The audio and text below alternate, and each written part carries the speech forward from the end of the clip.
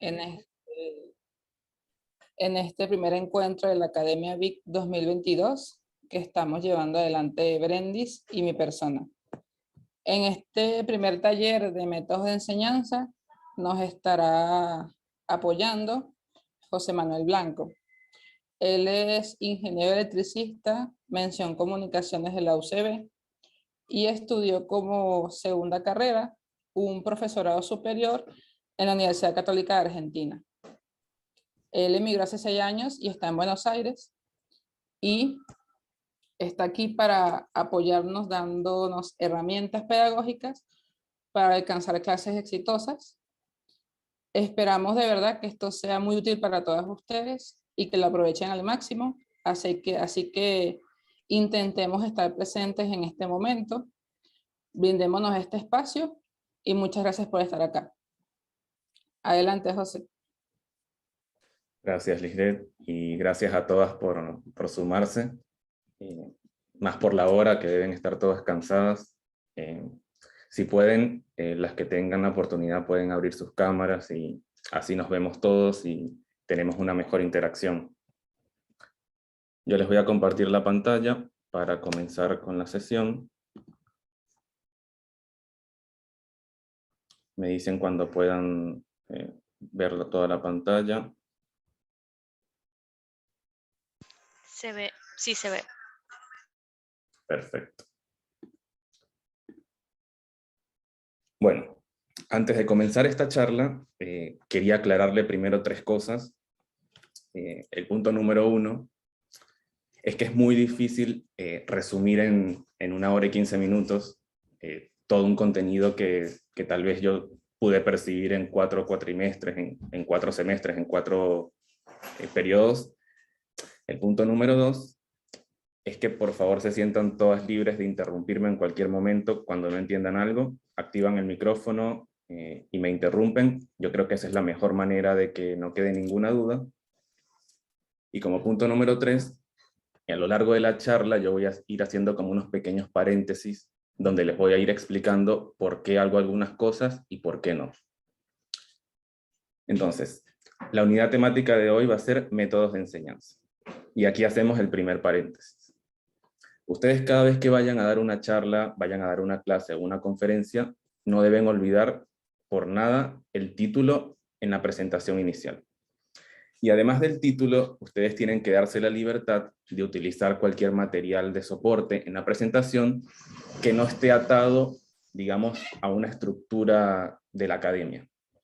Más allá de que tenga el logo muy necesario, el docente tiene que sentirse libre de utilizar los recursos que se presten mejor al contenido y también al tipo de estudiante que va a asistir a la charla.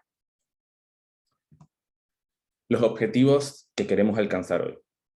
Primero, vamos a definir las características principales de los estilos de educación y los métodos de enseñanza.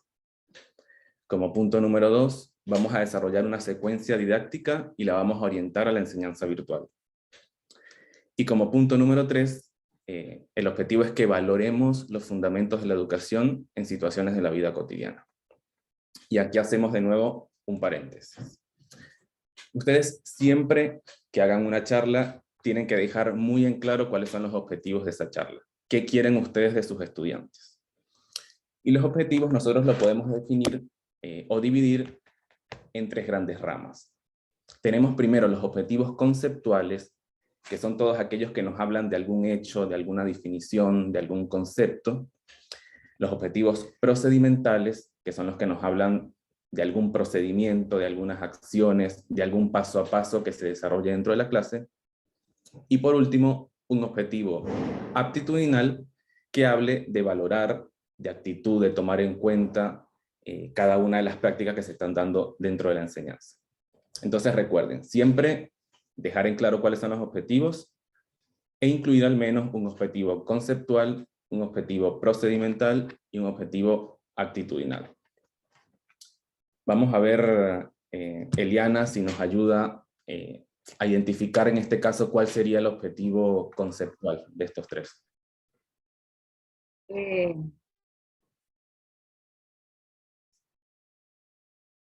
Para mí sería la primera, definir las características principales de los estilos de educación y los métodos de enseñanza.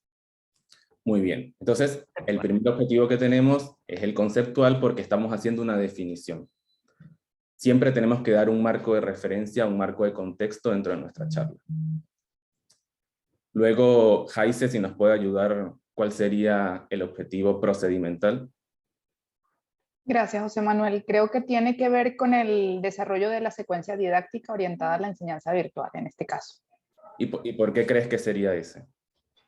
Porque es como la construcción, y pensar en construcción me lleva a pensar que, o vaya, vamos a construir algo, ¿no? En este caso, vamos a la secuencia didáctica, ¿no? Orientada a la enseñanza virtual. Muy bien. Y Es por como un último, proceso que tiene, lo veo como un proceso que tiene un inicio y un fin, o un input, y va a generar una salida. exactamente. Es como cuando estamos en matemáticas y resolvemos una ecuación, ese procedimiento sería la parte procedimental del objetivo. Y por último, tendríamos el actitudinal, el que nos queda, que es valorar los fundamentos de la educación en situaciones de la vida cotidiana. Ahora avancemos con la agenda. Yo primero preparé una actividad de inicio, que va a ser el puntapié de toda la charla. Luego vamos a hacer algunas definiciones y concepciones de la educación. Luego vamos a hablar de las teorías de aprendizaje, que son todas esas técnicas de enseñanza que nosotros podemos impartir dentro de nuestras charlas. Luego les voy a hacer un cuadro comparativo que les permita un poco diferenciar cada una de esas teorías. Después vamos a tener un pequeño receso mental donde si alguna quiere ir a tomar agua, si tiene alguna consulta adicional la podemos hacer. Luego de ese receso vamos a hablar ya de la estructura de la clase, cómo debe estar orientada una clase de inicio a fin. Vamos a hablar después de las técnicas que debemos utilizar o que no debemos utilizar en una clase virtual. Y por último vamos a hacer una actividad de cierre. Y acá hacemos un paréntesis de nuevo. Recuerden siempre en cualquier presentación, en cualquier clase, dejar muy en claro cuál es la agenda. Esto se hace porque primero le damos claridad a todos los estudiantes de hacia dónde va a ir orientada la clase, cómo va a estar distribuido el tiempo, y también que ellos dejen de sentir esa incertidumbre de no saber hacia dónde los estamos llevando. Entonces, vamos a comenzar con una primera actividad. Lo que yo quiero de ustedes es que me respondan en un link que les vamos a compartir en el chat. Si ustedes piensan que la educación de antes era mucho mejor que la de ahora. Las opciones que van a tener es sí o no, y pueden seleccionar según lo que ustedes piensen, si la educación de antes era mejor o la de ahora es la mejor. Avísenme si pueden abrir el link, si tienen la chance de poder abrirlo, y vamos a ir viendo cada una de sus respuestas.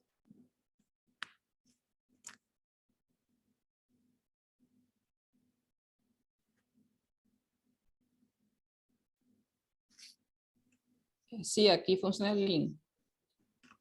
Bien. Ahí vamos viendo que se van sumando las respuestas.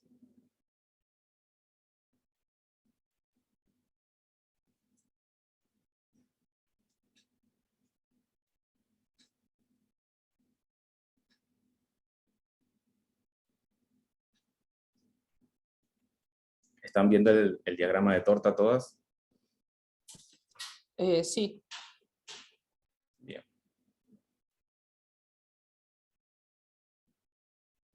Yo creo que ya podríamos ir sacando un poco de conclusiones. Ahora, las respuestas eran anónimas, pero si alguna que haya dicho que cree que la educación de antes era mejor, si nos puede decir por qué piensa eso. Alguna que se anime a compartirnos.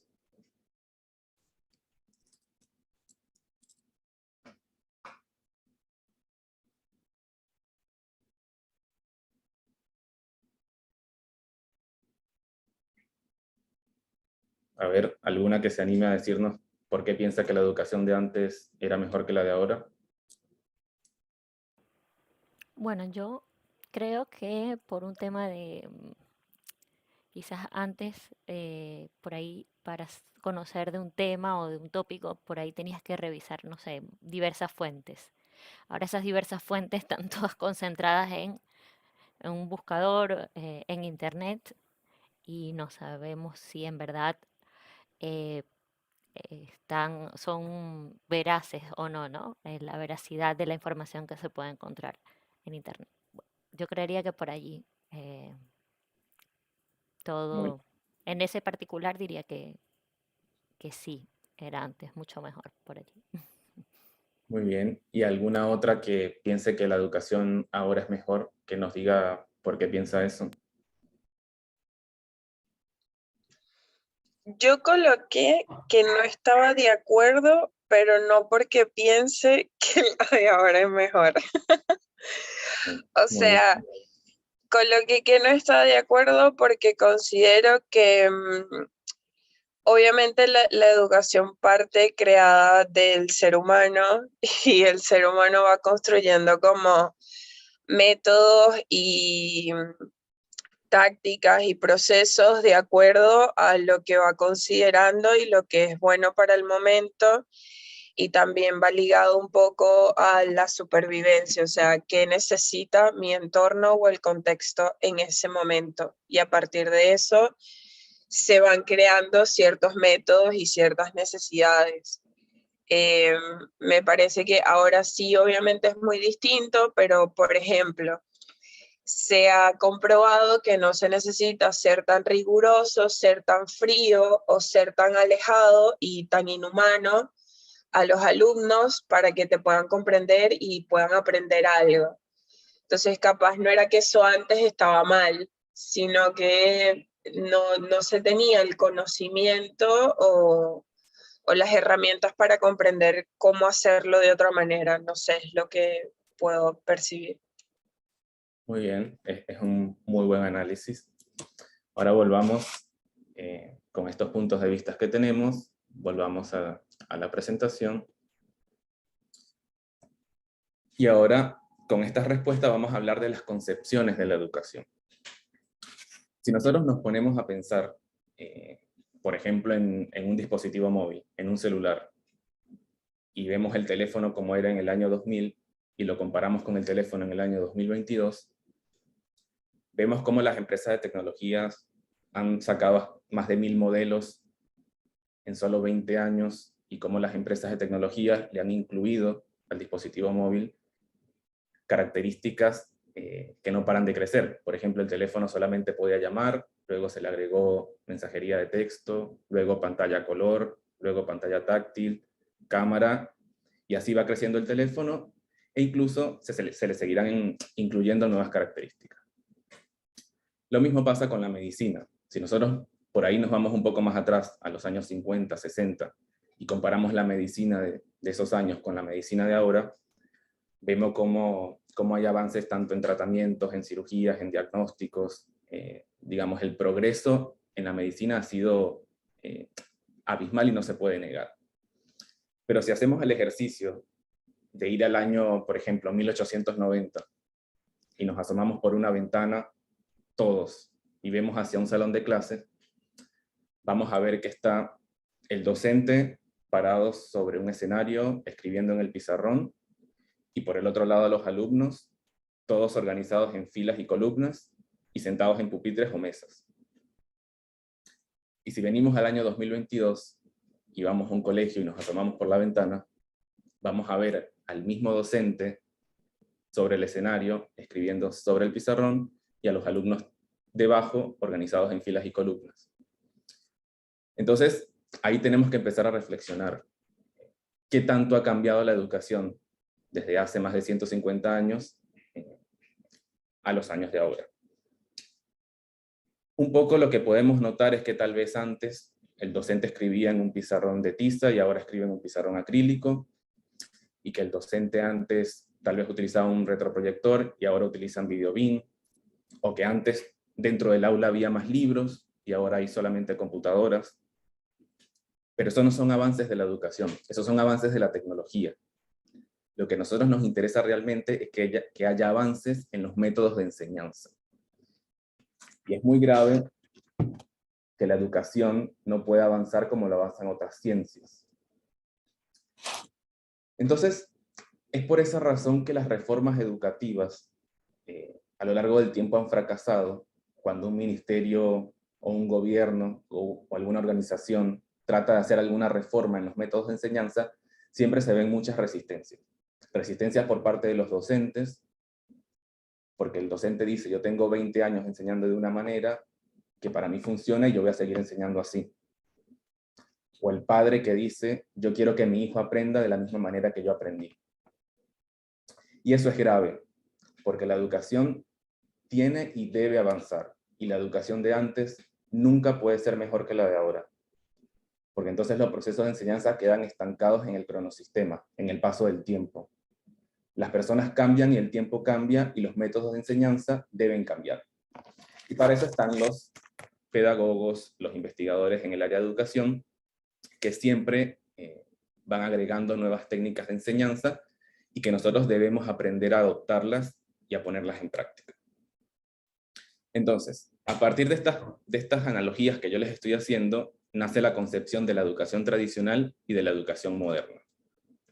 Y ahí les seleccioné 4 puntos que considero que son los más importantes para hacer la comparación. Por supuesto hay muchos puntos más, pero a fines de esta charla creo que con estos 4 podemos tener una gran idea. Primero es la concepción del hombre, la concepción de persona que se daba en la educación tradicional y en la educación moderna. Antes, en la educación tradicional, se veía al ser humano, al hombre, como un animal racional y que era inteligente. Entonces esa persona inteligente plasmaba todo ese conocimiento en un libro y el rol del docente era poner ese libro en la mente del estudiante. Sin embargo, la educación de ahora, la educación moderna y los métodos de enseñanza que trata de incluir el estudio pedagógico, lo que busca es que el alumno aprenda a resolver problemas. Y mientras el alumno resuelve esos problemas, el alumno adquiere un aprendizaje significativo. Vamos a hacer un ejemplo para que lo veamos más claro. Yo recuerdo cuando estaba en primaria, en tercer grado, cuarto grado, que la maestra me decía que yo tenía que saberme la tabla de multiplicar. Y un día la maestra dijo, en la próxima clase vamos a tener un interrogatorio donde ustedes me van a ir respondiendo las tablas que yo les voy preguntando. Y van a tener 5 segundos para responder. Cada respuesta que no me den tienen un punto menos. Entonces imaginemos que hay 2 estudiantes. Está Juanita, que llega a la clase y la profesora le pregunta, Juanita, 2 por 1, 2, 2 por 2, 4, 2 por 3, 6. Y así le va preguntando y Juanita le va respondiendo. La profesora dice, excelente Juanita, tienes 20 puntos. Te sabes la tabla de multiplicar. Pero luego viene el turno de Pedrito y la maestra le pregunta, Pedrito, ¿cuánto es 4 por 2? Y Pedrito se queda callado y en su mente piensa, bueno, 4 por 2, no sé cuánto es porque no me lo aprendí de memoria, pero yo sé que multiplicar 4 por 2 es sumar 2 veces 4, porque se duplica, entonces sería 4 más 4 y cuenta con los dedos.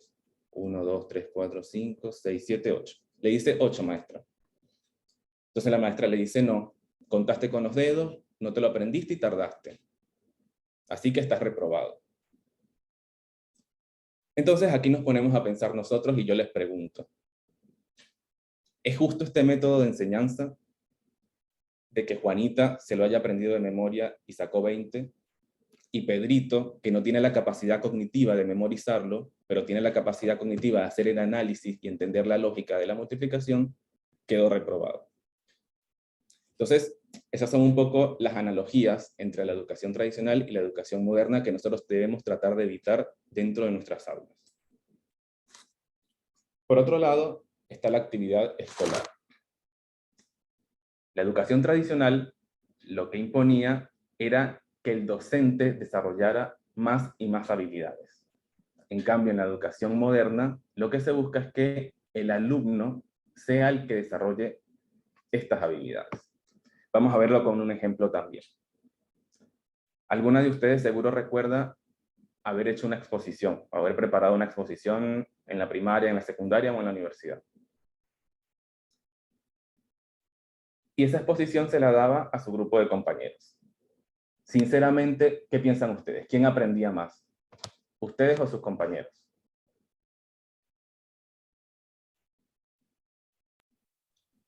Yo siento que porque yo tenía que prepararme bastante para buscar la forma de que al menos algo recordaran. Y también prepararme no solo para eso, sino para las posibles preguntas. Entonces creo que a mí se me quedaba mucho más fijado como que en los temas. Muy bien, Carla. Carla, cuando preparaba su exposición, Carla tenía que investigar, Carla tenía que seleccionar la bibliografía, que comparar autores, que experimentar, Carla tenía que resumir, Carla preparaba todo el material. En cambio, los compañeros de Carla solamente escuchaban 45 minutos de manera pasiva lo que Carla decía. Entonces, por supuesto que Carla aprendía más. Y lo mismo pasa dentro del aula de clases. En la educación tradicional, o en el tipo de educación que nosotros recibimos, cuando nosotros llegábamos al salón, nos sentábamos y escuchaba lo que el profesor había preparado. Entonces era el profesor el que investigaba, el profesor era el que comparaba, el profesor era el que experimentaba, y nosotros simplemente recibíamos la información. ¿Quién iba a aprender más? ¿El docente o nosotros? Siempre aprendía más el docente porque el alumno solamente recibía de forma pasiva la información. Y es por eso que ustedes tienen que involucrar a sus estudiantes dentro de la planificación de la clase. Para el caso nuestro, que son charlas muy cortas, la forma de poder involucrar a los estudiantes es a través de la participación, a través de preguntas, que los estudiantes, así como hizo Carla ahora, pueda ir dando su opinión y analizando el contenido que se da.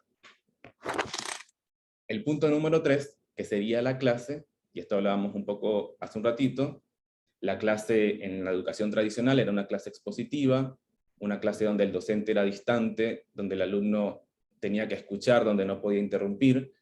En cambio, la educación moderna lo que busca es darle protagonismo al alumno, que el alumno sea parte y protagonista de su propio aprendizaje.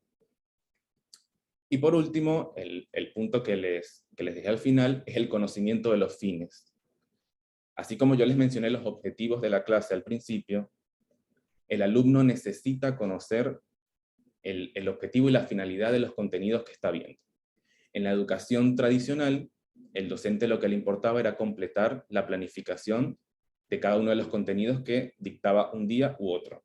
En cambio, en la educación moderna, el docente debe dejarle en claro a los estudiantes por qué está dando esa clase, para qué la van a utilizar, dónde la van a utilizar, ejemplos reales de su día a día que ellos puedan recordar. ¿Bien? ¿Alguna pregunta hasta acá? ¿Alguien que tenga alguna duda?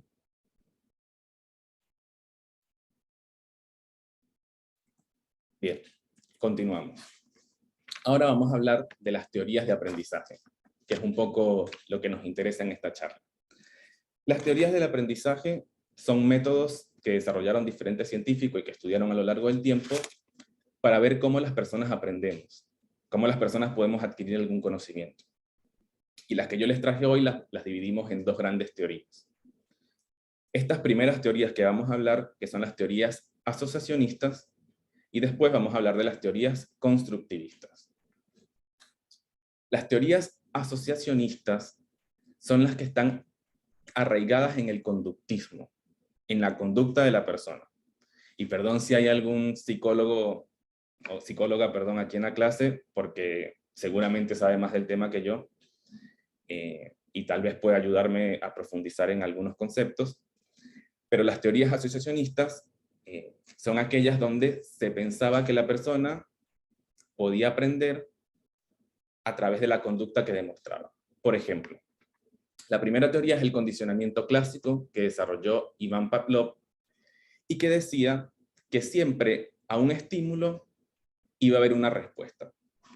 Es decir, una persona era capaz de asociar un evento con otro evento siempre que haya un estímulo. Viéndolo en el salón de clases.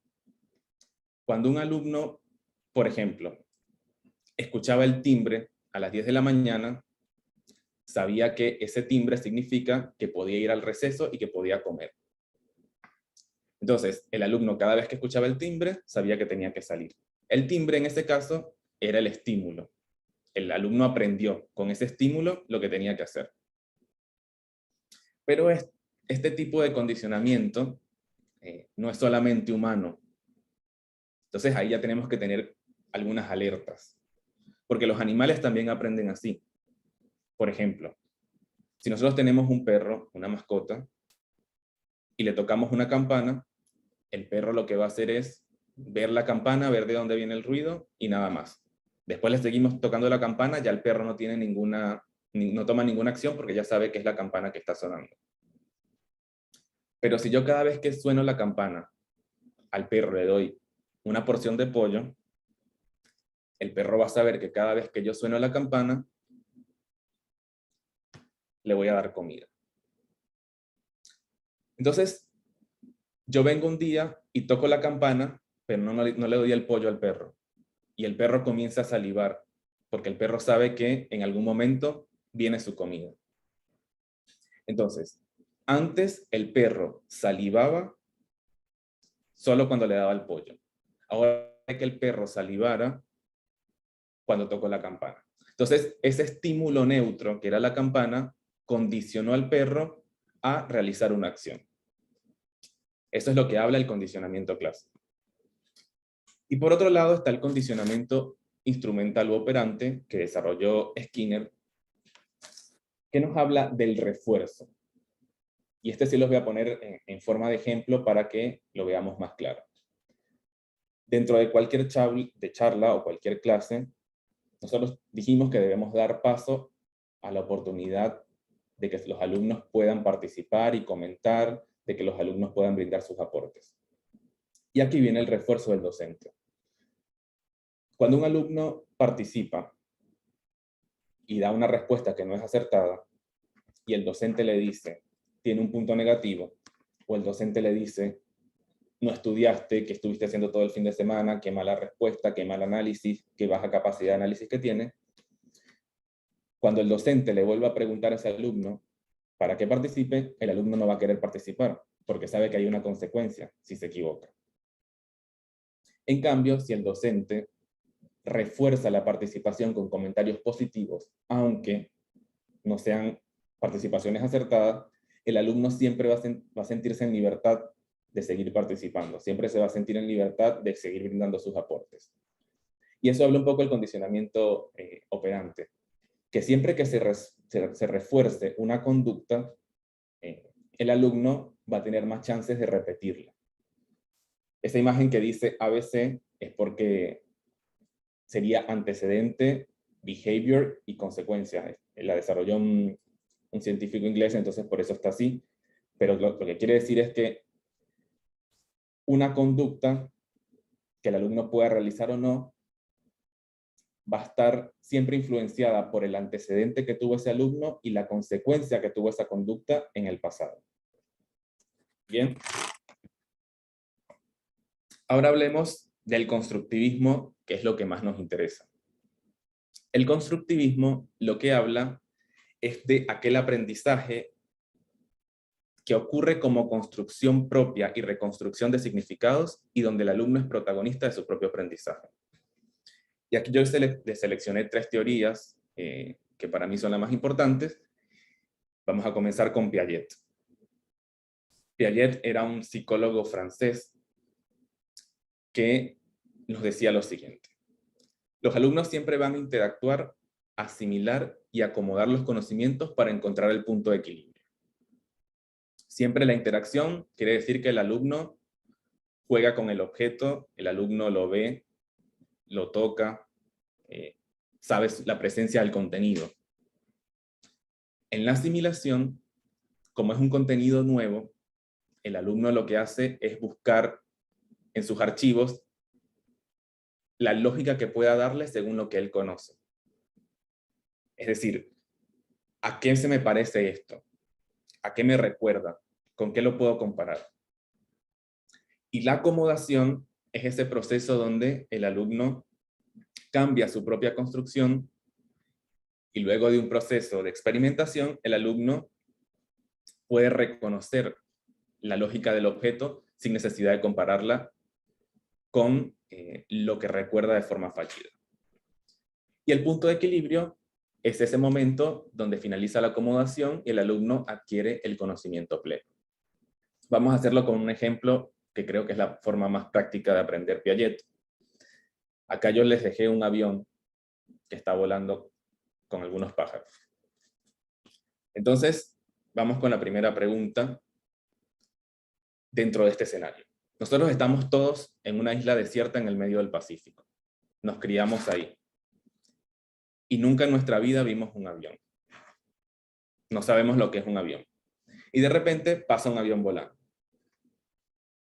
A ver si Adriana nos puede decir qué es lo primero que piensa cuando ve el avión, si nunca en su vida vio un avión. Bueno, primeramente me sorprendería. ¿Y con qué lo compararías? Con un ave rara. Muy bien. Con eso. Muy bien. Entonces Adriana interactuó, porque Adriana vio el avión. Y como Adriana es un ser humano, Adriana busca darle sentido a lo que está viendo. Y como lo que Adriana conoce es un pájaro, en ese proceso de asimilación, Adriana dice, es un ave gigante. Luego viene el proceso de acomodación, donde Adriana dice, bueno, yo escucho que el avión ruge, que es muy grande, que transporta personas, que usa combustible. Esto no es un pájaro. Entonces, con la ayuda del docente, que le facilita toda esta información, Adriana deduce que no es un pájaro, sino un avión, y adquiere el conocimiento del avión. Llega al punto de equilibrio. Entonces, lo que nos quiere decir Piaget con todo esto, es que nosotros siempre a nuestros estudiantes, siempre cuando iniciemos una charla, iniciemos una clase, tenemos que refrescar los contenidos previos o los conocimientos previos de los alumnos. Y ese refrescamiento, por supuesto, tiene que estar aunado al contenido de la clase. Por ejemplo, en la actividad de inicio que yo les hice, lo que quería es que ustedes empiecen a pensar en cómo fue su educación antes, cómo recuerdan todas esas prácticas que sus docentes tuvieron con ustedes y cómo ven que son las prácticas ahora. Entonces, ahí ustedes comienzan a pensar en los conocimientos previos que tienen antes de la charla. Y pueden ir asimilando y comparando cada uno de los contenidos que yo les voy diciendo con su propia experiencia. Eso es lo que nos quiere decir Piaget.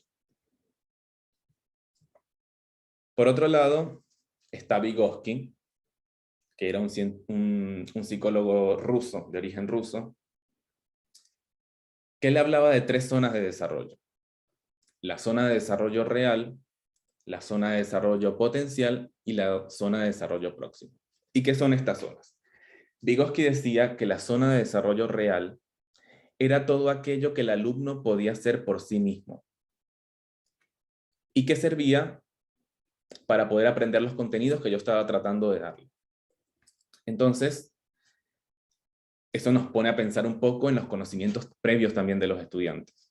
Si yo voy a dar una clase sobre ecuaciones, yo tengo que asegurarme que el alumno sepa sumar, sepa restar, sepa multiplicar. Porque si el alumno no lo sabe, el alumno no va a aprender a despejar una ecuación. Entonces, esa zona de desarrollo real es lo que el alumno puede hacer por sí mismo y que necesita para aprender los contenidos que yo trato de darle. Luego, él definía la zona de desarrollo potencial como el contenido ya alcanzado. Es decir, ya el alumno puede desarrollar ecuaciones por sí mismo. Y entre estas 2 zonas estaba la zona de desarrollo próximo, que era ese espacio que existía entre lo que el alumno sabía hacer solo y lo que el alumno quería alcanzar con la ayuda del docente, con la facilitación de un experto. Entonces, si un estudiante sabe sumar, sabe restar y sabe multiplicar, y tiene la guía de un experto que lo ayude a adquirir los nuevos conocimientos, va a poder alcanzar esa zona de desarrollo potencial, o va a poder aprender esos nuevos conocimientos. Y aquí es donde se habla de ese andamiaje.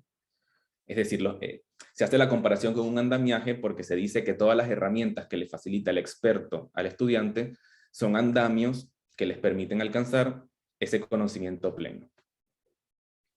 Pero Vygotsky también hablaba mucho del aprendizaje social, de la interacción entre pares. Cuando hablamos de interacción entre pares, es la interacción que nosotros podemos tener con nuestros propios compañeros. Nosotros aprendemos muchas veces con la ayuda de un compañero que con la ayuda de un profesor. El papel de experto puede estar dado por nuestro compañero y no por el docente. Entonces, por eso siempre es bueno en nuestras clases y en nuestras prácticas incluir algunas actividades que puedan ser grupales y seleccionar muy bien quién va a ser el experto de ese grupo, que ayude a brindarle andamios o herramientas al resto de sus compañeros para que puedan alcanzar esa zona de desarrollo potencial. Y por último, tenemos a Ausubel, que era un psicólogo estadounidense, que también hacía mucho hincapié en los conocimientos previos de los estudiantes. Él decía que todo se puede enseñar a partir de los conocimientos que ya tienen los estudiantes. Que el estudiante no puede adquirir un conocimiento nuevo si no tiene las herramientas previas. Y si el estudiante no tiene las herramientas previas, es responsabilidad del docente poder refrescarla antes de iniciar con el nuevo contenido. Otra cosa que hablaba Ausubel era del aprendizaje significativo. El aprendizaje significativo es aquel aprendizaje que se aprende con significado y con sentido, donde el alumno le encuentra finalidad a lo que está estudiando. Por eso es muy importante dejar en claro los objetivos y hacer ejemplos de la vida real en cualquier charla que ustedes estén. Que el alumno sepa dónde se utiliza, dónde lo va a utilizar, por qué, cuántas veces lo puedo utilizar, para qué le sirve y por qué yo tengo que aprenderlo. Cuando el alumno entiende por qué tiene que aprender algo, es más fácil que pueda relacionar los contenidos con lo que ya sabe y es más fácil que el aprendizaje llegue a su memoria a largo plazo.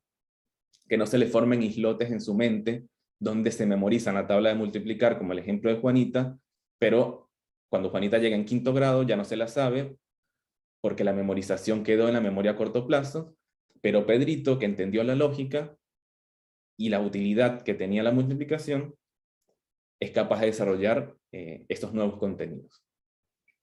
Y se habla de aprendizaje equivocado cuando nosotros como docentes no somos capaces de dejarle en claro a nuestros estudiantes la finalidad de los contenidos y no somos capaces de ayudarlos a unir esos conocimientos con lo que ellos ya saben. Ahí estaba leyendo un poco ese ejemplo que les dejaba en la imagen. Era una niña que veía a su padre cambiar un bombillo. La niña vio que el padre agarró una silla, se subió, sacó el bombillo y lo volvió a colocar. La niña sabía, como conocimiento previo, que la silla servía para sentarse.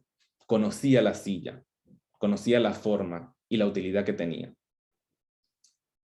Y la niña un día, cuando ve a su padre hacer eso, y quiere alcanzar unos juguetes que están en un estante, agarra la silla y se sube para alcanzar los juguetes. La niña entendió el significado que le dio el padre al momento de utilizar la silla. La niña le dio sentido de utilidad al objeto que estaba estudiando. Entonces la niña ya no se le va a olvidar nunca más que la silla, además de sentarse, la puede utilizar para otros propósitos. Bien. Y aquí vamos a hacer un cuadro comparativo entre lo que hablábamos antes del conductismo, de las conductas que se ejercían dentro de la clase, y el constructivismo, donde el alumno construye su propio conocimiento. En el conductismo, el aprendizaje siempre era por asociación. Yo siempre tenía que memorizar y asociar cosas. Y tenía mucho que ver el refuerzo que le daba el docente y los estímulos que le daban sus padres o familiares. En cambio, en el constructivismo se busca que el aprendizaje sea un proceso de construcción y reconstrucción de significados, de utilidades. ¿Bien? En el conductismo, cuando la persona se decía que aprendía, era porque lograba hacer cambios observables en su conducta. En cambio, en el constructivismo, lo que se busca es que se modifiquen y se enriquezcan los esquemas de pensamientos preexistentes, que Adriana enriquezca y modifique el pensamiento que tenía sobre el avión y su comparación con el ave, y que pueda adquirir el nuevo conocimiento y la utilidad de lo que está mirando. En el conductismo se creía que el alumno era una caja negra, biológica y pasiva, que siempre iba a responder a los estímulos del docente, y en el constructivismo el alumno, además de construir su propio aprendizaje, va llegando a estructuras cognitivas más complejas. Cuando se habla de cognitivo es la forma en que aprende la persona. Y volviendo a lo primero que hablábamos, de las concepciones tradicionales y modernas, vemos un poco que el conductismo tiene características de la educación tradicional y el constructivismo tiene características de la educación moderna. Pero acá es muy importante que hagamos un paréntesis y que podamos entender que las dos concepciones de la educación tradicional y moderna son antagónicas. Es decir, que pueden convivir en un mismo espacio. Nosotros como docentes podemos tomar características de la educación tradicional, como el refuerzo positivo en las intervenciones, pero también podemos tomar cada una de las características de la educación moderna para enriquecer la forma de enseñanza dentro de nuestras prácticas. Nosotros también tenemos que aprender que dentro de cualquier charla y dentro de cualquier aula, el grupo es heterogéneo. Todos somos diferentes y todos aprendemos de manera diferente. Todos tenemos capacidades cognitivas diferentes. Algunos aprendemos más por lo visual, algunos más por lo auditivo, algunos más participando, otros somos más tímidos y preferimos participar en un chat o participar en el foro, y el docente debe entender que no puede enseñarlos a todos de la misma manera y que debe buscar herramientas que le brinden a todos los estudiantes la oportunidad de adquirir los conocimientos. Si vemos que alguna persona es más social, podemos arraigarnos en Vygotsky y ponerlos a estudiar con sus pares. Si vemos que una persona no tiene los conocimientos previos, debemos ayudar a construirlos para que pueda adoptar el nuevo contenido. ¿Bien? Y aquí vamos a hacer un pequeño receso mental donde la que quiera pueda ir a tomar agua, a buscar algo, pero también que puedan aprovechar de hacerme alguna pregunta o alguna consulta de lo que ya hemos hablado, de estos métodos de enseñanza, de alguna duda que ustedes tengan de las prácticas que puedan aplicar en sus charlas y en sus clases. Así que siéntanse libres de abrir el micrófono e irme comentando alguna duda.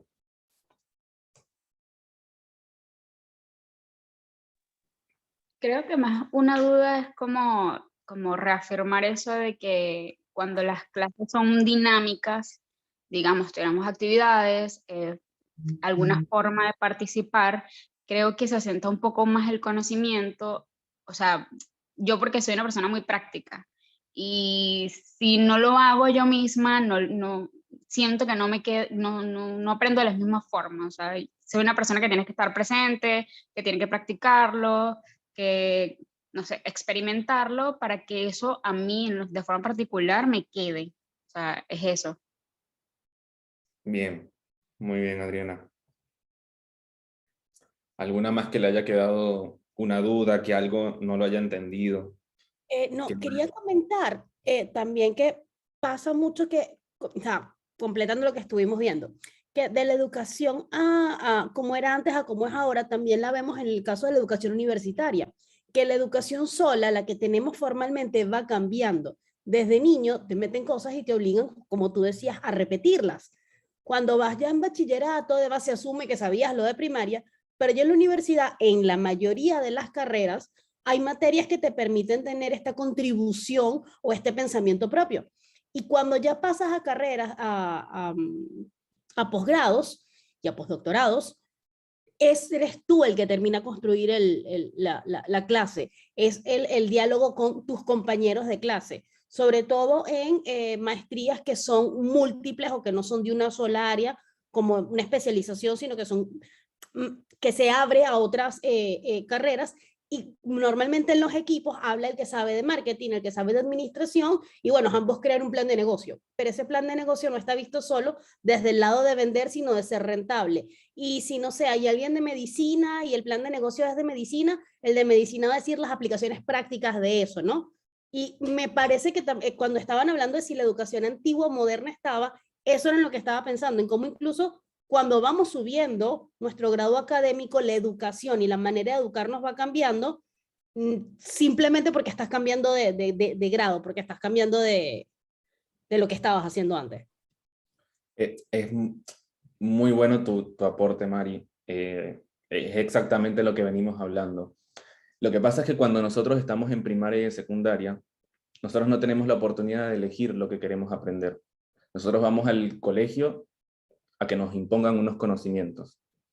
Y la forma de los conocimientos que se imponen son de manera expositiva por parte de los docentes. En una carrera universitaria, nosotros elegimos, estamos por elección porque nos gusta, en la mayoría de los casos, ¿no? Tomamos una carrera universitaria porque es lo que nos gusta, lo que se nos facilita.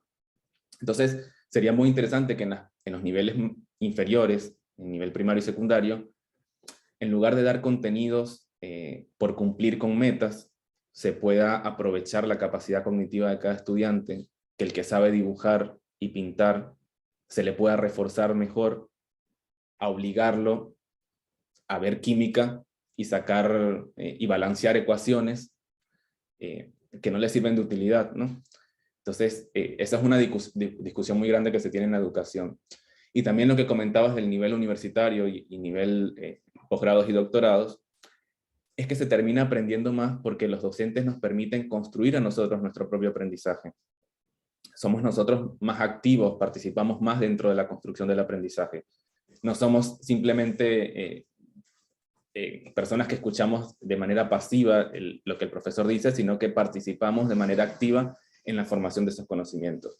Entonces, por eso es muy discutido el tema de la educación primaria y secundaria, por los métodos de enseñanza que se tienen, y cómo comparándolo con la educación universitaria, donde son más abiertos a recibir estos avances del cronosistema, y por supuesto son más efectivos. Seguramente ustedes recuerdan más cosas de la universidad o de su posgrado o doctorado que cosas de primaria o secundaria.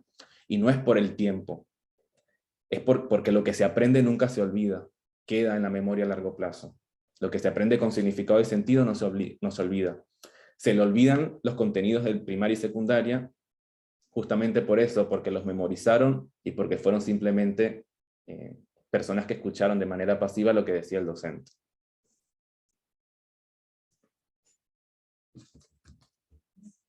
Bien, ¿alguna más tiene algún aporte, alguna duda? ¿Algo que se le ve?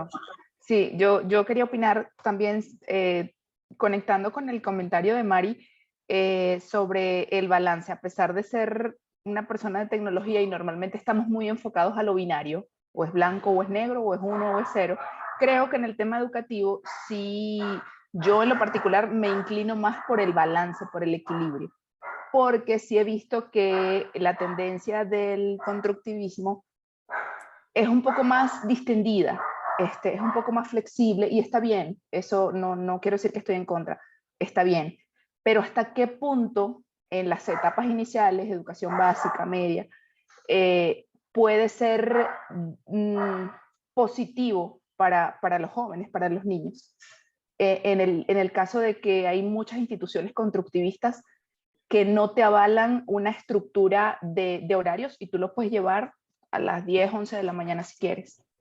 Entonces, esa flexibilidad, cuando se vuelve demasiado, pues creo que atenta contra ciertos temas de un poco más de estructura, de disciplina, de constancia, de rutina, que no son del todo malas. Evidentemente, si nos vamos al otro extremo de la película, a un régimen más de comando y control, más tipo militar, pues es otra historia, ¿no? Entonces, en lo particular, yo sí creo que es un tema de balance. El constructivismo tiene cosas súper positivas, que a mí en lo personal me dan mucho sentido, y es eso, ¿no? Encontrarle una finalidad y un sentido al contenido que estás consumiendo, desde todo punto de vista. Sí, es totalmente cierto. Debemos tener mucho cuidado en cómo se implementan estos cambios en la educación, porque que tengamos una rama más constructivista no quiere decir que no tengamos maneras de ayudarlos a crear responsabilidad a nuestros estudiantes, poniendo fechas límites, cumpliendo los horarios, estableciendo normas y parámetros. Y eso se da un poco también con la manera en que los evaluamos. La evaluación que busca el constructivismo es que el estudiante, cuando es evaluado, aprenda también. Es más cualitativo que cuantitativo, así es. Exactamente. Así que bueno, muy contento por estos aportes. Vamos a continuar para aprovechar un poco el tiempo, pero al final de la clase también podemos quedarnos y discutir un poquito más. Aquí ya vamos a hablar un poco de la estructura de la clase, que es lo que a ustedes por ahí los va a dejar pensando.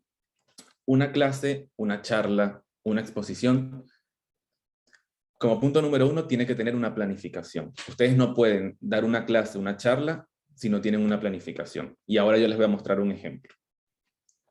Luego, debe tener un inicio. ¿Y qué es el inicio? El inicio es esa etapa donde ustedes le refrescan los conocimientos previos que pueden tener esas personas y que los van a ayudar a entender los contenidos de esa clase. Luego el desarrollo, que es el nuevo contenido. Y por último, un cierre, que el cierre debe estar ligado a lo que los alumnos aprendieron durante la charla. Alguna palabra que los deje pensando, algún conocimiento que ellos reconozcan que hayan adquirido durante esa clase, que hayan construido. Y por último, ya del lado del docente, está la reflexión. Nosotros como docentes, cada vez que damos una clase y una charla, debemos reflexionar sobre nuestras propias prácticas. Debemos pensar qué funcionó, qué no funcionó y por qué no funcionó. Y eso nos va a ayudar un poco a mejorar día tras día cada una de las prácticas educativas que ponemos en marcha durante cada una de nuestras charlas. Por eso se ven muchos docentes que dicen, yo tengo 20 años dando la clase de la misma manera, y eso es grave. Porque tú no puedes dar una clase siempre igual, porque tú tienes que saber quiénes son tus alumnos, conocerlos, saber qué ya los alumnos entienden, qué los alumnos conocen. Por eso yo a Lisgret, cuando estaba planificando esta charla, le pregunté, Lisgret, ¿cómo son las chicas? ¿Son participativas? ¿Les cuesta? Pero yo tenía que saber, si ustedes no participaban, que yo tenía que buscar algunas herramientas que las ayuden a participar y que las ayuden a brindar su aporte. Acá les voy a mostrar, avísenme si pueden seguir viendo mi pantalla, un ejemplo de planificación. ¿Lo pueden ver? Sí. Bien. Este es, si quieren yo se lo puedo compartir después y ustedes lo pueden adoptar dentro de la academia cuando alguna persona vaya a dar una práctica o alguna charla, que es el formato de planificación. Esto lo tienen todos los colegios en todo el mundo y el formato varía de acuerdo a las características de cada colegio. Ustedes lo pueden modificar para sus propios fines. Primero, la planificación. Bueno, toda la parte formal, que es el nombre de la institución, la carrera, la cantidad de personas que van a asistir, la asignatura, el tiempo de duración y la fecha. Pero luego viene la fundamentación. Ustedes siempre que una persona quiera darle una charla, tienen que preguntarle a esa persona, fundamentame por qué quieres dar esta charla. ¿Qué utilidad tiene? ¿Qué problema tienen las personas que van a recibir esa charla que van a poder resolver una vez finalizada? Esa fundamentación también los va a ayudar al equipo de marketing a poder realizar el flyer y promocionar esa capacitación. Luego que les dejen a ustedes en claro cuáles son los objetivos, de nuevo, procedimentales, conceptuales y actitudinales, el contenido en sí, de qué trata la clase o la charla. En este caso es una clase que yo di en una universidad, el título era Definición de funciones trigonométricas, y en base a eso desglosé el contenido. Luego viene la actividad de inicio. La actividad de inicio, para que a mis estudiantes les recordara o refrescaran sus conocimientos, como la carrera era diseño de videojuegos y matemáticas, por ahí ellos lo veían un poco alejado de lo que era el videojuego, se me ocurrió incluirles una pantalla de Mario Bros. Y que ellos mismos, a través de unas preguntas que yo les iba haciendo, vayan identificando diferentes triángulos en la interfaz gráfica del juego. Entonces ahí los alumnos comienzan un poco a disparar cuáles eran esos conocimientos previos que tenían y los comienzan a refrescar. Luego, en la actividad de desarrollo, que era el contenido en sí, ustedes pueden tratar de buscar diferentes herramientas. Lo primero son métodos inductivos, que de algo general los alumnos puedan ir al contenido particular. Por ejemplo, en el caso de teoremas de Pitágoras, poner un ejemplo de la vida real de un barco llegando a un muelle, entonces que los alumnos puedan comenzar a identificar el triángulo que se forma entre el barco, el faro y la hipotenusa que se forma entre la punta del faro y el barco, y que los alumnos construyan ese propio conocimiento. Y a partir de ahí, poder demostrarles por qué a cuadrado es igual a b cuadrado más c cuadrado, por ejemplo. Entonces ustedes pueden incluir ahí preguntas y participaciones de por qué se le dice que el ángulo es recto, cómo sé que el ángulo es de 90 grados, cómo mido la perpendicular, qué instrumento uso, que los alumnos le vean el significado y el sentido. Y una vez que los alumnos hayan adquirido ese conocimiento, utilizar ejemplos prácticos y que sean de utilidad para ellos. Entonces yo volví al jueguito que había puesto en la actividad de inicio y les pedía que me hallen las distancias que tenía que recorrer el personaje entre un punto A y un punto B. Recuerden siempre, ejemplos de la vida real y que les sirvan de utilidad a las personas que están recibiendo la clase. Y por último, una actividad de cierre, que generalmente lo que se recomienda es hacer alguna rutina de pensamiento. ¿Qué pensaba antes y qué pienso ahora? ¿Qué se me ocurre que era un triángulo rectángulo y que ahora puedo concluir que es un triángulo rectángulo?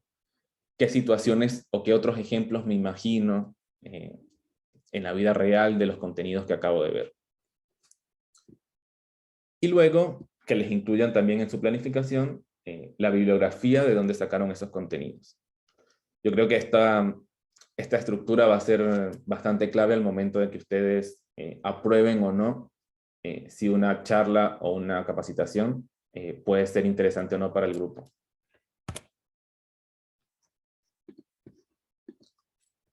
Bien. Por otro lado, ¿qué hacer y qué no hacer durante una clase virtual? Lo primero es el uso de los recursos, las TICs o las tecnologías de información y comunicación. Hay infinidades de recursos que ustedes pueden utilizar y que deben utilizar en la clase virtual, porque son clases donde no se tiene la presencialidad y donde no hay una interacción directa con las personas. Entonces ustedes necesitan de alguna manera mantenerlos involucrados en esa construcción del conocimiento. Pueden usar Canva para hacer las presentaciones, pueden usar un Padlet o un Mentimeter, pueden agregar un foro para que vayan compartiendo sus diferentes opiniones, o un Kahoot para hacer algún juego que les permita tal vez distenderse en el medio de la clase. El punto de la cámara. Siempre se recomienda que sus estudiantes tengan la cámara encendida. Es la mejor manera de interactuar, es la mejor manera de mantenerlo atento, de saber que lo están viendo y que necesita prestar atención. Otro punto es la interacción, siempre hacer preguntas, conocer el nombre de sus estudiantes, si no lo conocen, tener la lista de los inscritos y poder preguntarle, Eliana, ¿qué opinas? Ligret, ¿qué opinas? Y eso un poco ayudarlos a que construyan ese conocimiento. Por otro lado, las pausas y los recesos, muy importante, no solamente en clases virtuales, sino también en clases presenciales, para que el alumno pueda oxigenar y refrescar la mente. Y bueno, como les comentaba, la oportunidad que le den a todos de que puedan participar y puedan brindar sus conocimientos, acertados o no, y ayudarlos a construirlos para evitar esos islotes de los que comentaba Ausubel. Ahora yo, como actividad de cierre, lo que quiero que me ayuden a escribir en ese link que le vamos a compartir es algo que ustedes pensaban antes y que ahora tal vez lo ven desde otro punto, desde otra perspectiva. Esta es una rutina de pensamiento de antes pensaba y ahora pienso, pero simplificada a que solamente digan qué piensan ahora de algún tema que se haya discutido, qué piensan ahora de alguna experiencia que hayan vivido y que ahora la ven desde otro punto de vista, desde otra perspectiva. Así que ahí le están compartiendo el link en el chat para que ustedes puedan completarlo.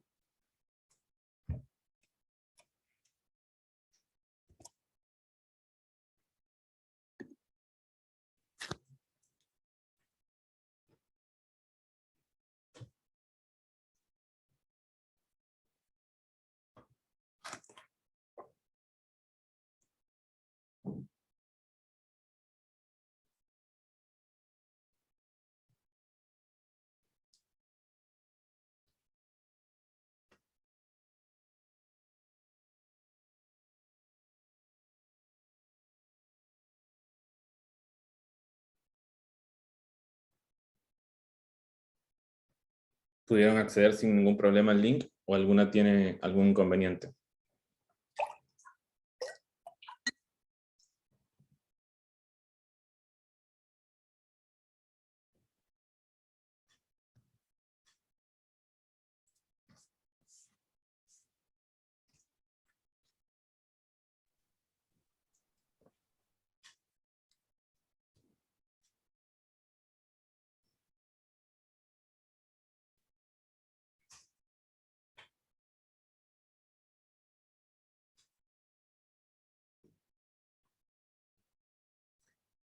Chicas, ¿tiene alguna pregunta que les surja, algo que las deje pensando que les gustaría aclarar o que les gustaría que refresquemos o discutamos?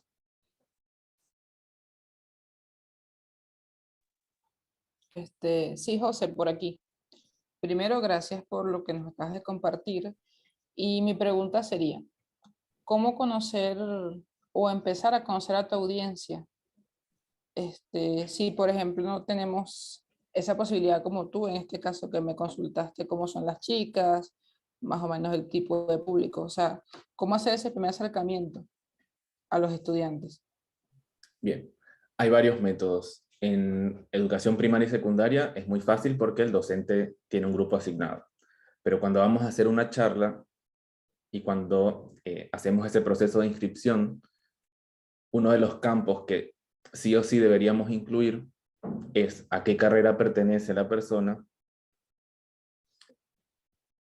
y algún espacio donde las personas puedan escribir sus gustos, sus preferencias, su hobby, sus intereses. Entonces ya ustedes con ese formulario pueden ir haciendo un resumen de cómo viene la audiencia, de qué carreras vienen. Si por ejemplo yo hubiese sabido que hoy había una psicóloga en la clase, me podía apoyar en ella para explicar mucho más cada una de esas teorías de aprendizaje. Entonces, cuando ustedes creen sus formularios para la inscripción de las charlas y de los cursos, traten de incluir algunos campos que les permitan conocer la carrera de la persona que se inscribe y algún interés o gusto que tenga, o alguna forma de aprender que la persona identifique o con la que tenga más feeling. Gracias, José. Karen. Pensando en eso que acaba de decir José, también, no sé, se me ocurre que podría ser tal vez interesante consultar qué conocimiento previo tienen sobre el tema que se está dando. No sé si eso suma. Digo porque tal vez el nivel de profundidad o detalle que puedes impartir te dicta hacia dónde te vas a dirigir. No es lo mismo, obviamente, dar una charla, una clase a un personal, a una cantidad de un grupo de personas que no tiene un conocimiento previo en la materia, a alguien que ya venga con una base. O sea, no sé si... Esto es muy importante porque te va a permitir a ti saber hasta dónde puedes profundizar. Yo hoy me sentía un poco, cuando estaba preparando toda la presentación, me sentía preocupado por la cantidad de contenido y decía, es demasiado para el tiempo. Entonces, lo que a mí se me ocurrió fue realmente ir por ejemplos, que ustedes, tal vez si le preguntan de Piaget, no saben qué estudio hizo Piaget para llegar a esa conclusión, pero entienden con ejemplos qué nos dejó Piaget como legado. Y eso mismo ustedes tienen que hacer. De nada les va a servir hacer una charla con un nivel de profundidad donde los alumnos no tengan los conocimientos previos para entenderlo. Es una charla perdida, es una capacitación perdida porque el estudiante no lo va a lograr. Si tenemos una capacitación de programación en C++ y el alumno nunca escribió un código en su vida, no sabe lo que es un algoritmo, digamos, no va a sacarle provecho a la charla. Claro. ¿Alguna otra duda o consulta o aporte que tengan?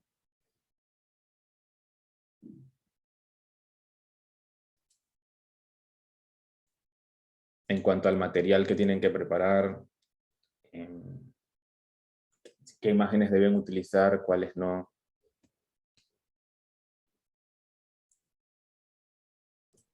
Yo hace poco hice un taller para dar clases virtuales orientadas a la parte de testing, y uno de los tips que ahorita que tenía que revisar un poco el material, pero uno de los tips que nos daban era sobre todo para cuando se hacían clases virtuales, el síndrome del ratón loco. O sea, una de las cosas que nombraban que era un elemento, parecerá una tontería, pero puede inclusive distraer a la persona que está recibiendo la información. O sea, como unas buenas prácticas que tal vez se puedan tener también cuando estás dando una charla, una capacitación, de qué cosas no hacer. Entonces, no sé si tienes algunas tips más que nos puedas brindar o no sé. Sí, algo que siempre funciona para mantener el foco de las personas que están en la charla es la pregunta aleatoria. Y hay que tener cuidado con esto. Primero, cuando inicien la charla, dejarles en claro, interrumpan cuando quieran. Y también dejarles en claro que cuando brinden sus aportes, no va a haber un refuerzo negativo si el aporte no fue acertado. Entonces, ustedes pueden ir nombrando a los asistentes de forma aleatoria, que ellos no sepan que los van a nombrar, y esto les va a permitir a ellos estar atentos porque en cualquier momento les van a hacer una consulta. Y eso les permite estar más en foco.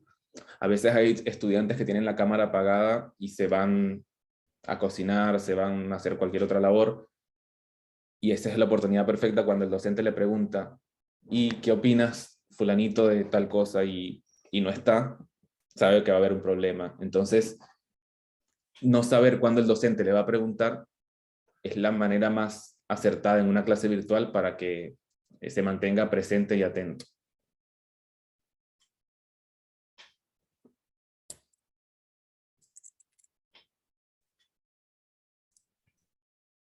¿Alguna otra consulta, alguna experiencia que hayan tenido que quieran compartirnos?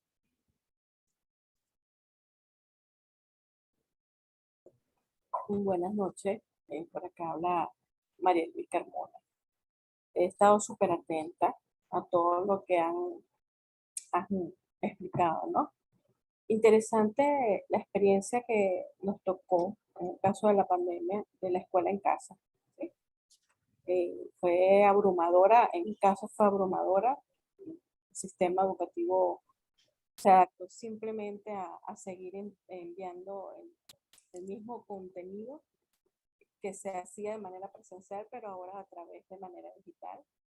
Y allí la brecha era sumamente, yo lo veía hasta graciosa porque los chicos, o sea, estaban como que más adelantados que los docentes y era abrumador ver cómo ellos podían manejar muchísimo más las herramientas, ¿no? En función de eso, yo pues en particular dije, bueno, que no puedo cambiar el sistema, es para ellos un esfuerzo grandioso lo que están haciendo. Entonces, se les recomendó definitivamente la habilidad digital, el tema de lo que mencionabas al principio de la charla, la educación anterior y la nueva, o sea, la maestra decía, bueno, pero es que esto no ha funcionado, y se le recomendó y se le dijo, hey, ya va. Tú como docente tienes toda la metodología, tienes toda la enseñanza, el aprendizaje, todo lo que tienes que mostrar, pero tus alumnos están a nivel visual, didáctico, interactivo, un poquito más allá, y pues obviamente tenía que adaptarse. Fue una experiencia bastante enriquecedora porque al final se hizo un trabajo en conjunto y bueno, los ganadores fueron pues los niños. Quería compartir eso porque de verdad que todo lo que acabas de explicar hubiese sido tan fácil que se les explicara a ellos también. Chévere es mi participación, de acuerdo. No, muy bueno tu aporte, Marielvi. Sí, es exactamente lo que comentas. A veces nosotros como docentes, tal vez si no tenemos la formación pedagógica, tratamos de enseñar a nuestros alumnos como nosotros aprendimos hace 20, 30 años. Y si no nos adaptamos al cronosistema y no reflexionamos sobre nuestras propias prácticas y adquirimos las nuevas tecnologías de la información que nos brinda el avance de la ciencia, por supuesto nuestros alumnos van a ir más allá que el docente, y lo que pueden aprender en el aula, con la ayuda del experto que está atascado en el cronosistema, tal vez lo aprenden mejor en casa, con la ayuda de ellos mismos o a través del internet. Eso pasó mucho durante la pandemia, sobre todo con profesores que tenían mucho tiempo dando clase y que veían la tecnología como un enemigo ante estas nuevas prácticas. Por supuesto, hay algunas materias y algunos contenidos que deben ser enseñados en la presencialidad, como en el caso de la medicina o los puntos más experimentales. Pero la pandemia nos ayudó a demostrar que a través de la virtualidad se puede aprender siempre que haya un compromiso y un interés de parte del docente y de parte del estudiante. Así que, bueno, yo les deseo que al inicio de todas estas charlas que ustedes van a empezar a dar, todas estas capacitaciones, que se animen a hacerlo, que propongan estos planes y estas planificaciones, bueno, para comenzar a enseñar. Dicen que cuando nosotros estudiamos docencia, estudiamos un arte donde aprendemos a enseñar y enseñamos a aprender. Nosotros nos preparamos para aprender cómo enseñar, pero cuando estamos en el aula, lo que le debemos enseñar a nuestros alumnos es cómo aprender, y no siempre con la ayuda de la guía o del experto. Así que bueno, cuenten con mi apoyo en lo que necesiten. Fue muy difícil para mí resumirles toda esta información, encontrar la manera en que todas puedan adquirir estos conocimientos, pero bueno, tienen mi contacto también para cualquier duda, consulta, cualquier revisión que quieran hacer de un plan. ¿Qué te parece esta actividad de inicio? O compárteme algunas actividades de inicio que hayas hecho para tener algunas ideas. Me dejan saber y yo con gusto les comparto. Así que bueno, muchos éxitos a todas. Muy agradecido de que todas hayan sido muy participativas, muy abiertas. Y bueno, veo que alguna tiene la mano levantada, así que si siguen teniendo alguna duda o consulta, estoy acá. Hola, ¿me escuchan? Sí. Hola, José. Bueno, yo más que duda o consulta era como para complementar, en base a mi experiencia. Yo tengo un emprendimiento educativo y este tipo de charlas me encanta. Yo soy ingeniero y comencé un emprendimiento de educación para niños y jóvenes, pero en algún punto me di cuenta, oye, esto en equipo va a resultar un mejor, o sea, siempre en el equipo tiene que ser un buen resultado. A veces nos empeñamos en aprender miles de cosas. Bueno, vamos a aprender a dar charlas, vamos a aprender a dar cursos online, vamos a aprender las técnicas y todas las cosas, pero creo que si complementamos con especialistas, con los educadores, como tú dices, con un psicólogo, con alguien que ya sepa del área, el resultado de la clase va a ser genial.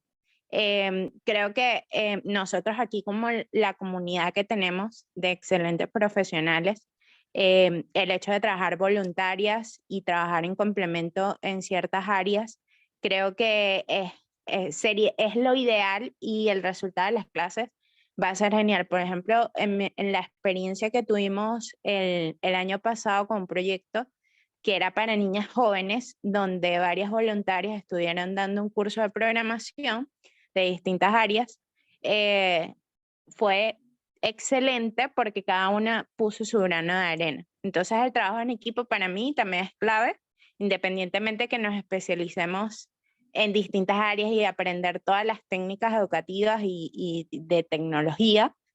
El saber trabajar en equipo es súper importante.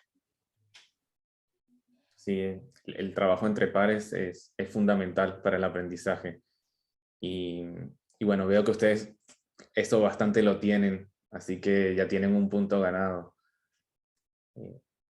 Así que bueno, a seguir adelante, no tengan miedo de planificar sus clases. Las primeras siempre cuestan, pero después ya van a ver que lo hacen con mucha facilidad, que no les va a costar, que cada charla va a salir mejor, y que las personas tengan en cuenta siempre que las personas que se van a inscribir a sus capacitaciones son personas que les interesa lo que ustedes van a decir.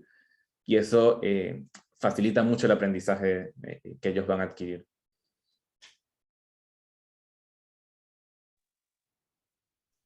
Muchas gracias, José.